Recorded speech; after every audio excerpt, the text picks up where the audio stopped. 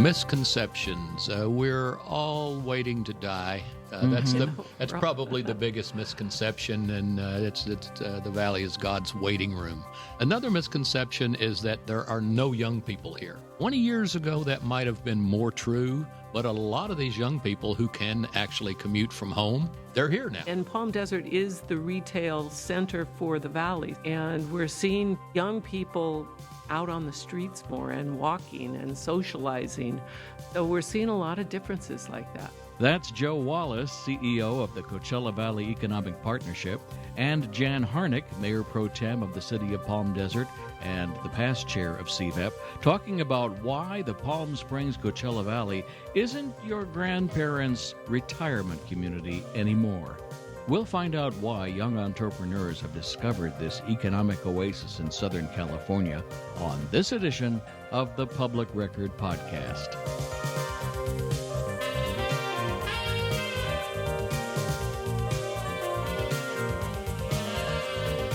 What do we want people to know about CVEP? What is CVEP? Well, CVEP has the distinction of being the entity that is trying our best to diversify the economy into one that is attractive to technological professionals.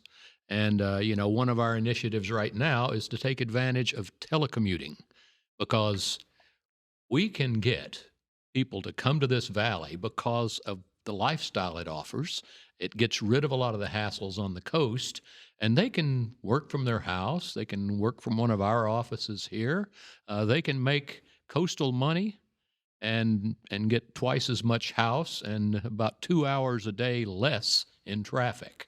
So that's a great way for us to improve our financial metrics, like education attainment rate and household income, while bringing in people that will make our workforce look a whole lot better to entrepreneurs with large amounts of money to invest, to come in and contract with or maybe hire some of these people. So you can have the California, or Cali, as you like to say, lifestyle that everybody in the world wants to have without the high price. Well, it's not as cheap as Topeka, but it's it's a whole lot less expensive than Orange County, Los Angeles, and especially the Bay Area. Is there an infrastructure here? Do you have high-speed internet? Do you have electricity? I mean, what all is here? We have water. We do. We have good water. Okay. Aquifer. Running water, yes. That's not a problem here. We have a nice clean water here. We are way better on kind of digital infrastructure that you're talking about than we were 4 years ago when the Amazon project, HQ2, was looking for a place to be. I think our fastest out here at the time was 25 meg. Now, most places you can pay more and get up to around 200 meg. There are a few places that we have sufficient fiber to get over a gig, but you can do most things with that. And if you're a massive game developer, you may run into a little bit of a hiccup, but we even have a solution for that. It's called the Palm Desert iHub that will have location that has state-of-the-art bandwidth connected to the scenic line, and so they can just come down, have a coffee with me, and work from there when they have to upload and download it, the kinds of speeds that you need from black fiber. Now, you've had an iHub in Palm Springs for 7 or 8 years? It has been 9.5 years. I thought it was pretty close. I was recruited to come out here. That was my first job, was to be the founding director of the Palm Springs iHub. And now we have one in Palm Desert and another one in Indio. So the iHub concept has migrated across the valley. And Jen, how does Palm Desert feel about having an iHub of its own? Well, we're very happy about that. Yeah. Palm Desert's in the center of the Coachella Valley, so it's nicely located. It's right across from a four-year university and a satellite UCR. And the four-year university is CSUSB, which is San Bernardino. And the wonderful thing about being in the Coachella Valley, and I think particularly in Palm Desert, is that it's the quality of life. I've always said it's easy to live here. When I'm not working remotely, if I have to go to the office, I'll be there in 15 minutes and I'll have time to spare. So it's a really an increase in quality of life and in time where we get to live rather than drive or commute. And you have all the modern conveniences. You have Starbucks, right? You have live theater, concerts. You have the McCallum Right. Theater right there by the College of the Desert. Yes. We have everything that enhances quality of life, whether it's music, whether it's theater, wonderful hiking, beautiful views. We have just about everything. We have a lot of educational programs for those lifelong learners and people who want to complement what they're currently doing. So we have everything you could think of. Why, we even have a Whole Foods. Oh, that's right. That's right. What's next for Palm Desert? Joe alluded to much of it. It is 4 years school. It's our Mhm. CSU, right across from the iHub, where we have the cybersecurity program, an entrepreneurial program. Oh, tell us a little bit about that. Well, Joe is going to be the better person to talk to you Okay. about that, but I will tell you that right now we probably have close to 500,000 jobs in this nation, cybersecurity jobs that are unfilled. And every day we pick up the newspaper. What did you read about? Who got hacked? Yeah. So there's a desperate need for those people who know how to work in And cybersecurity. is that a job you could do from a work site or from Oh, home? if you can hack from Russia, you can There program you go. from Russia. There- You know? Good answer. Great Yes. answer. So yes, you could live in this valley and work for any of the big cybersecurity firms. But what would be better is if some of them were to come here. So we have this cybersecurity program, and that's one that everybody doesn't have. So Great. it's a great thing to get our young people doing it. And the reason I know it is because a CVEP employee's sibling got a degree in cybersecurity, first job out of college, $126,000 a year, Wow. and her previous job was babysitting. Yeah. You know, so yes, we have that. It is leading edge, and it's always going to have a demand now because the hackers, they're real smart, and it's like they're the mice, and the cybersecurity experts are the cat. And what you're trying to do is to predict what the mouse is going to do, and hopefully you can stop him before he does it. But some of the mice are going to be faster than the cat, and then that makes the nightly news. Well, that's very exciting. I hadn't heard about that one. We were all set to open the darn thing, and then COVID came along, Oh. and so it's going to open in the fall Uh-huh. of 2021 instead of 2020. How long is the program? Is it 4 year? I'm not sure. I think I know the one in San Bernardino is 4 years, and if you can do remote, you can pick up some classes remote. You can do some of it here. We'll have all the equipment that's in there, so we have the bandwidth. And Yeah, when the that's- students come in, they're Yeah. so comfortable with computers anyway. It's not the older people who had to learn computers. Yeah. This is part of their growing up, so they get in there. I wouldn't be surprised if it became less than a 4-year program in a very short time. It's mind-boggling to think that the Coachella Valley could become the cyber security education center of the country. And Well, why not? it could. Why not? Why Yeah, not? there's no reason not to because the competitors are mostly 6 and 8 course deals. Mhm. So I'm certified in cybersecurity. It took 6 courses to get that. I did it all online, never went to the campus. Now I have it on my wall. Christy Hansen, one of our local architects, presented some interesting visions Uh-huh. of the valley. And what was most interesting to me was the rendering she had on kind of a live-work center, one that might combine workspace, possibly living space, retail and shops, and maybe daycare, childcare, maybe an e-learning center for K through 12. I don't know. It's all very speculative. Is that a possibility of something that could happen here? It can. Hmm? All we have to do is get behind it, work regionally. It's unlikely that one city could make something like that happen in anything more than a model. Mm-hmm. But working together regionally is what's going to get this valley to move ahead. Now, you can't get dark fiber to Palm Desert without coming through Palm Springs, Cathedral City. You can't get the dark fiber out to the unserved communities in the East Valley without coming through the rest of the cities. So each city can't just put in their little piece of fiber. It has to be continuous, and there's a thing called a sonnet ring, which is a self-healing optical network, and we've got the basic structure in place for it. There's a signal synchronization program going on right now, so you don't have to stop at as many stoplights. And part of that's going to put in the conduit, and now we're out trying to get the fiber in too, because if you get it all from one end of the valley to the other, then everybody will have access to the fiber. Mm. And the good news with that what Joe's talking about is there's something called the Coachella Valley Association of Governments. So that is a regional approach, and it is a government entity, and CVEP, working with CVAG, is able to effectuate that fiber installation that'll work in a regional fashion. And what are the roadblocks to making that happen that remain? I think sometimes it's some people want it now. And some of these things take some time and some planning. And, it happens quicker than we think, but while we're doing it, sometimes it just seems like it takes too long. But then when we look back, we realize how quickly it actually happened. And so many things in life, if you think back, it's that way. And this is one of those things. So we're working on it, and we're seeing some progress with the effort with CVEP and CVAG. It's the world of acronyms. Mm-hmm. And we'll see this get done.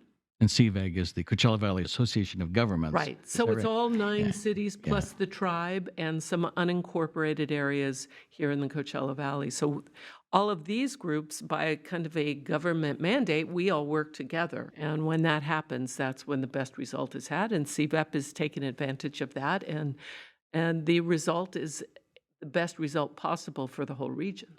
In other areas, do you see some of these retail centers being repurposed for more technology and commercial use? Retail itself will need high-speed broadband. Eventually, look at clothing. You'll have a scanner in your house that will size you, and somewhere there'll be a machine that makes you a shirt that fits or a you. jacket, and it'll fit you absolutely perfully. Until you get into the ice cream, then you're going to have to buy another one. Yeah.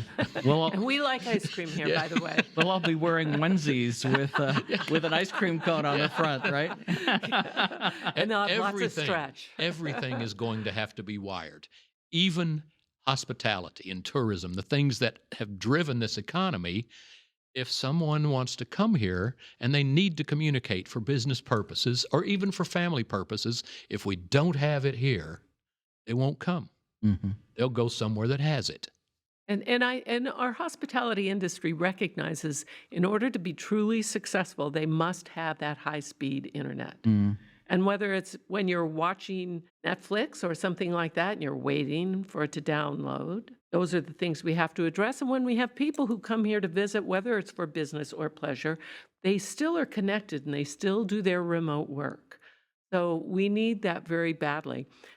When you talk about the mall here in Palm Springs, and I remember this too, well, yeah, now it's being used for something that really is critical to the success of this area. And the same thing with the mall that we have in Palm Desert. When you talk about what Christy Hansen brought forth as this work-live area, we're seeing that we already have within the mall little educational sites from College of the Desert.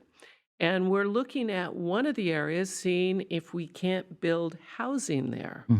So people can live there, they can work there, and they can shop there. And there's legislation currently that will change it so it'll make it very easy for cities or municipalities to put in housing in strip malls or in malls.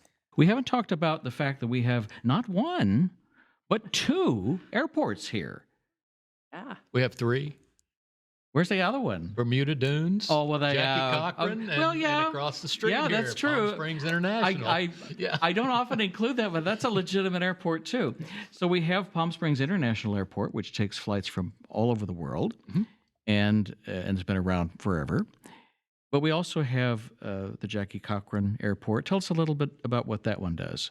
It's a lot of private aviation now. People who have private jets, they come in, and a lot of the folks that live behind the real expensive gates, the Bill Gates and those kind of gates. But it's also a depot for Desert Jet, which is sort of a for hire Yeah, if you and I wanted to charter jets, I go to think. Vegas and Right. are willing to pay as much as 2 tickets, Hmm. yeah, that's an option for us. Well, and probably during COVID, that might have been the only way to get around for some of the people who had There to. were a lot of people buying tickets on private Yeah. jets that had to get somewhere. Now, And do they have that service at Bermuda Dunes as well, or is that strictly a commuter private airport? I don't think Desert Jets has it, but I think that there are people there who have planes that Okay. will take you somewhere for money. Mm. You know, I just saw a James Bond movie that was filmed at Bermuda Dunes Airport. Just funny we're saying that, and I had that it slipped my mind that one is over there. But there's plenty of air traffic here. This is certainly not a backwater area that people often think of. We also have one of the largest lakes. Well, maybe not for long. One of the largest lakes The great shrinking sea. in California. What's up with the Salton Sea? Is that going to be an industrial area? It depends on whether or not the state of California, the federal government, and local entities stop writing papers and do the things that it's going to take to make that reclaim itself. It can be a recreational area. I think it'd be a great place for me to have a weekend home on the shore. But the shore moves 100 feet per year, so I don't want to buy lakefront property when the lake is moving around. The house won't move with it. There was talk about the lithium resources Absolutely. there. Is that, and lithium, of course, is used for batteries in our cell phones and whatnot. Is that still a viable possibility? It's a possibility, but it's not as easy as some of the people who have gotten on the bandwagon in the last 6 months, and they're talking about lithium. It's not an Easter egg hunt. You're not going to go down there and pick up nuggets of lithium and sell them for $10,000 a piece to somebody that wants to make batteries. The lithium is in brine. And it's not even in the lake itself. It's in water deposits below the lake that are very salty. And there have been people that have taken the brine out and gotten the lithium out of it. So you can take what's there, make lithium from it. But it's an expensive proposition. It's caustic. It messes up the pipes that you put down there. And given all of the innovations that are needed in battery technology, the question is going to be, how long is lithium going to be the preferred way to do battery storage? Because something new comes along that has, and it's called a valence, how many free electrons are in a material.